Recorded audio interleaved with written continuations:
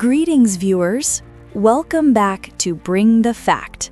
This time, we will reveal the hidden side of a major event that has captured global attention. What will truly happen if Gaza falls completely under Israel's control? Will more than 2 million people remain trapped under military corridors? Or could they be displaced into the Sinai Desert?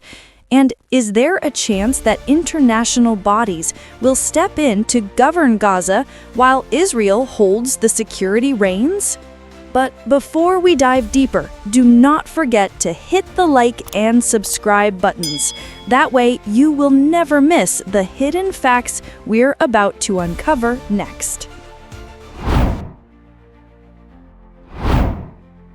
When the world watches Gaza, the question that rises is no longer about peace talks or temporary ceasefires. It is about the ultimate scenario. What if Gaza truly falls under the full control of Israel? This scenario is not just a political game, but a question that could shape the daily lives of more than 2 million residents trapped inside the coastal enclave. As the rubble continues to cover streets and homes, new corridors of control are already being drawn. Israel has established strategic military lines, known as the Netzarim Corridor and the Philadelphia Corridor. These two axes cut Gaza into sections, allowing the Israeli army to monitor and restrict every movement, every supply, and every access. Gaza is slowly transforming into an area not of free civilians, but of checkpoints and watchtowers. If Israel declares full control, the most immediate outcome is that civilians remain where they are, but under direct military governance. Life would be reduced to a system of permits and restrictions. Leaving one neighborhood to visit another, receiving food aid, or even accessing hospitals could depend on military approval. The corridors serve not just as lines on a map, but as barriers that define who can move and who cannot. For international law, this could be considered a de facto occupation, and in that framework, Israel would be legally obliged to provide for the needs of the population, including water, electricity, medical care, and security for civilians. But legal obligations do not always match realities on the ground. Already, reports from humanitarian agencies describe shortages so severe that families share half a loaf of bread for an entire day. The concept of occupation comes with weight in international law. It means the occupying power must ensure safety and dignity for civilians while avoiding collective punishment. Yet the picture unfolding in Gaza suggests otherwise. Basic infrastructure has been systematically damaged. Power stations are barely functioning, clean water is nearly gone, and schools lie in ruins. Over 90% of residential areas have been damaged, according to data collected by aid organizations. Families now live inside tents or broken shells of their former homes. In such conditions, the idea of Israel providing complete civilian services sounds more theoretical than practical. Instead, Gaza could face what some experts describe as controlled chaos, where civilians survive at the edge of collapse, constantly depending on the mercy of military decisions. The Netzarim Corridor in the center and the Philadelphia Corridor along the border with Egypt have deeper meaning beyond strategy. They are not just roads and trenches, but symbols of separation. They divide the strip into segments, limiting movement of people and supplies. For the residents, it feels like living in islands of confinement. For Israel, it represents a permanent security shield, a way to monitor and intercept without the need for total withdrawal. Analysts warn that this infrastructure signals preparation for a long-term reality where Gaza remains under permanent watch, not just during times of war, but indefinitely. Under such military administration, everyday life becomes a cycle of waiting and uncertainty. A farmer wishing to harvest crops needs approval. A mother bringing her sick child to the hospital passes through checkpoints that may or may not allow her to move. A university student hoping to continue education abroad might never see an exit permit. These are not abstract fears, but examples already documented during partial closures. A full military takeover would magnify them into daily routine. The fear is not only about survival, but about dignity. When every act of life requires permission, freedom no longer exists. It becomes a territory where survival replaces hope.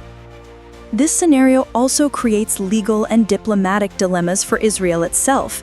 If it assumes control, the international community may demand it to officially recognize its responsibility as an occupying power. That would mean accountability and humanitarian law, and possible pressure at international courts. Yet Israel has long argued that Gaza, after the 2005 disengagement, is not occupied. Full military control would erase that argument, forcing a new narrative that could bring diplomatic consequences worldwide. In the meantime, for the residents of Gaza, such legal debates are distant. What they face is not theory, but the daily weight of survival under military corridors, surveillance, and limited supplies. Among the many fears circulating around Gaza, one stands out as the most terrifying: the possibility of forced displacement into Egypt's Sinai Peninsula. It is not merely a rumor born out of desperation, but a concern that has been echoed by diplomats, aid workers, and analysts who watch every move along the Rafah border crossing. For the residents of Gaza, this scenario would mean not just losing their homes, but losing their homeland. More than 2 million people could be pushed across the desert frontier, permanently severing their connection to the land that holds their families, their memories, and their graves. It would transform the Palestinian cause from a struggle over territory to a struggle for survival in exile. Egypt has responded to this scenario with a loud and consistent rejection. President Abdel Fattah el-Sisi and senior officials have stated in clear terms that Sinai will not become the alternative homeland for Palestinians. The fear inside Cairo is not only humanitarian, but also political and security-related. Hosting millions of displaced Palestinians in Sinai could destabilize the already fragile region, inviting militant infiltration, straining resources, and sparking unrest among local communities. For Egypt, this is more than a matter of compassion, it is a matter of sovereignty and national security. Any attempt to force Palestinians into Sinai would be seen as a violation of international law, specifically the prohibition against population transfer. International observers highlight that relocation on this scale would constitute a clear breach of the Geneva Conventions. The forced transfer of civilians from occupied territories is defined as unlawful and could be prosecuted as a war crime. Yet despite the legal barriers, the fear lingers because displacement has historically occurred in Palestine, most notably during the Nakba of 1948, when hundreds of thousands of Palestinians were driven from their homes. The memory of that tragedy is deeply embedded in the collective consciousness of Gaza's people, making the mere mention of Sinai displacement resonate as a potential repeat of history. Reports in recent months have suggested that diplomatic pressure has been applied behind closed doors. Western governments, including the United States, have quietly explored the idea of offering Egypt financial aid or debt relief if it were to accept a portion of Gaza's population. Though no formal agreement has been reached, the existence of these discussions reveals the seriousness of the scenario. Egyptian officials have dismissed the idea, but the fact that it is being raised at high levels of international diplomacy fuels the anxiety of Palestinians who see themselves as bargaining chips in global negotiations. On the ground in Gaza, families speak in whispers about what displacement would mean. Older generations recall their parents' forced journeys decades ago. Mothers worry about raising children in refugee camps far from their homes. Young men fear losing their sense of identity, reduced to numbers in a tent city across the border. The fear is not just about survival, but about erasure. To be forced into Sinai would mean becoming refugees once again, but this time with even less hope of returning.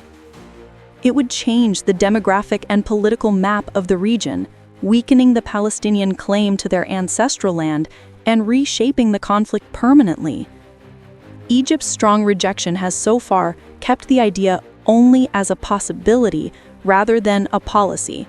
Yet the mere existence of the debate reveals the fragility of Gaza's future.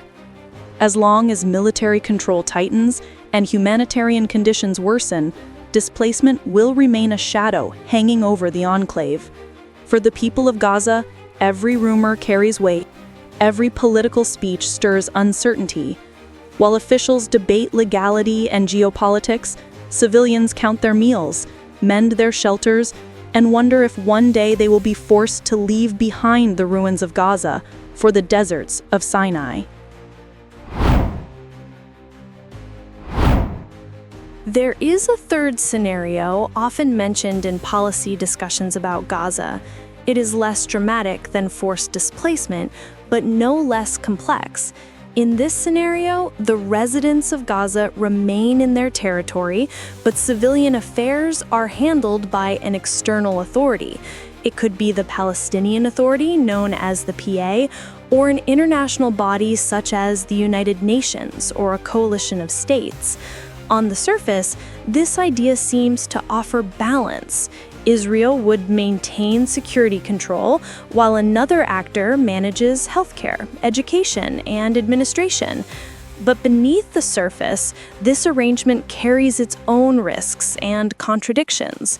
The Palestinian Authority has been absent from Gaza since 2007, when Hamas took over after violent clashes. Since then, many Gazans view the PA as weak, corrupt, or disconnected from their reality. Trust has eroded over time, and surveys showed that large portions of the population in Gaza do not see the PA as a legitimate representative. To reintroduce the PA in Gaza under Israeli security control could be perceived as a return of authority without genuine legitimacy. For the people, it might feel like governance imposed from above, rather than chosen from within. International bodies such as the United Nations have also played roles in Gaza for decades, primarily through humanitarian aid and temporary missions. Schools, food programs, and medical services provided by UN agencies have been lifelines for hundreds of thousands of residents. Yet, the UN is often seen as a temporary actor, coming and going with mandates that expire or funding that dries up. An international civil administration in Gaza would therefore face skepticism from a population already accustomed to promises that fade with time. People ask, would such a system last, or would it collapse once global attention moves elsewhere? From Israel's perspective, allowing a third party to handle civilian administration might serve as a shield against accusations of occupation. By handing over daily affairs to another authority, Israel could claim that it is not responsible for the humanitarian crisis. But analysts argue that as long as Israel controls borders, airspace, and security decisions, it remains the de facto power.